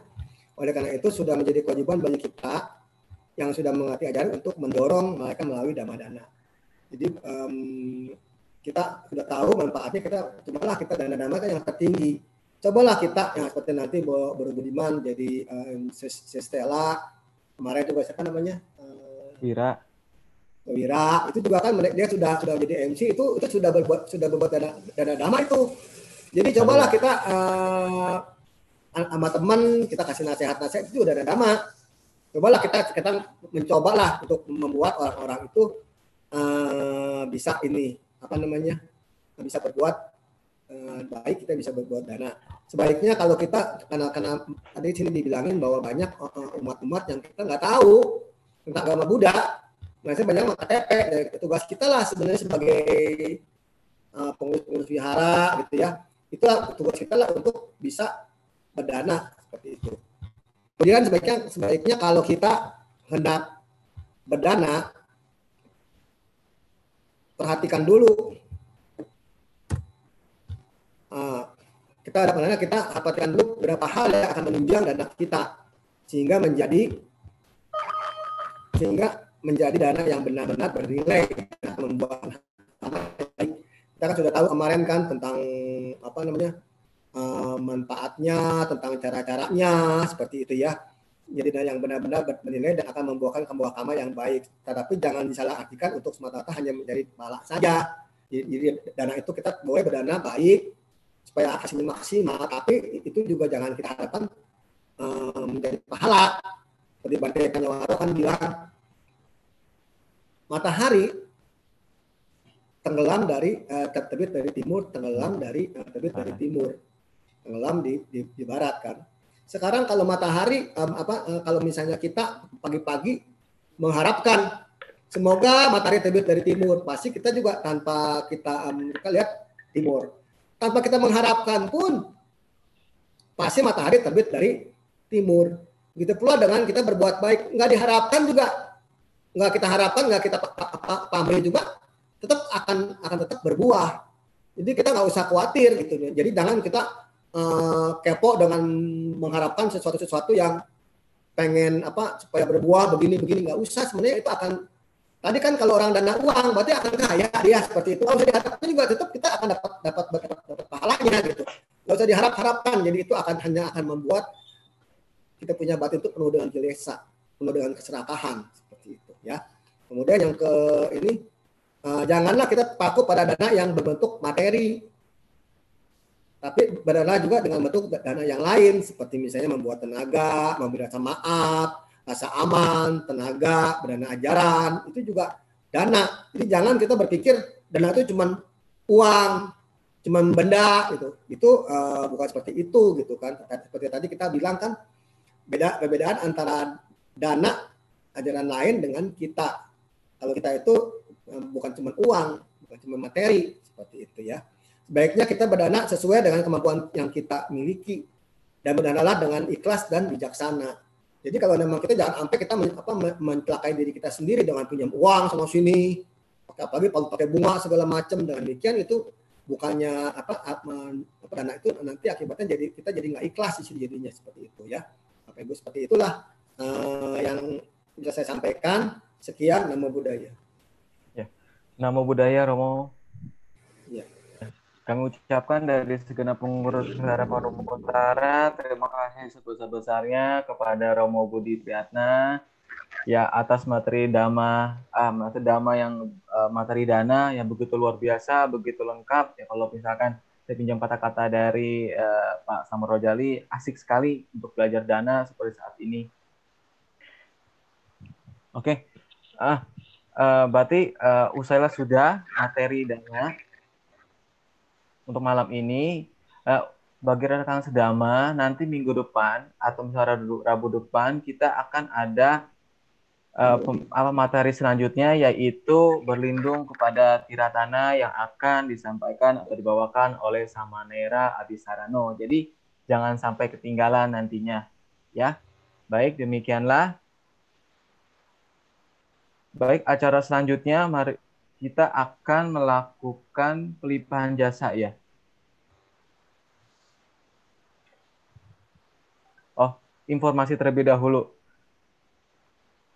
Baik, ya ini adalah beberapa pembicara yang sudah bergabung di Dhamma Kelas Onjung Wihara Paduka Utara, ya dari Yang Mulia Biku Sangga, ya Bante Tirtanyano, Yang Mulia Biku Sudacito, juga ada Pak Samodjali juga ya, jadi jangan ketinggalan.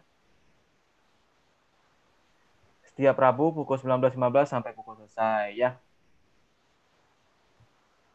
Nah, ini adalah gambar profil dari Samanera Abisarano yang Rabu depan akan membawakan materi berlindung kepada tiratana. Jadi pada rekan sedama jangan sampai ketinggalan nanti atau nanti menyesal sekali ya. Ya. Jadi selama libur selama Covid, Wihara Paduka Utara tetap rajin untuk melestarikan dhamma. Jadi bila kita dapat lihat jadwal-jadwal kebaktian selama libur COVID-19 ini. Di Jumat kita ada kebaktian umum on Zoom. Di hari Sabtu kita juga ada kebaktian remaja dan madrasah on Zoom juga. Pada hari Minggu kita juga ada sekolah minggu Siddhartha. Itu untuk anak-anak kecil ya.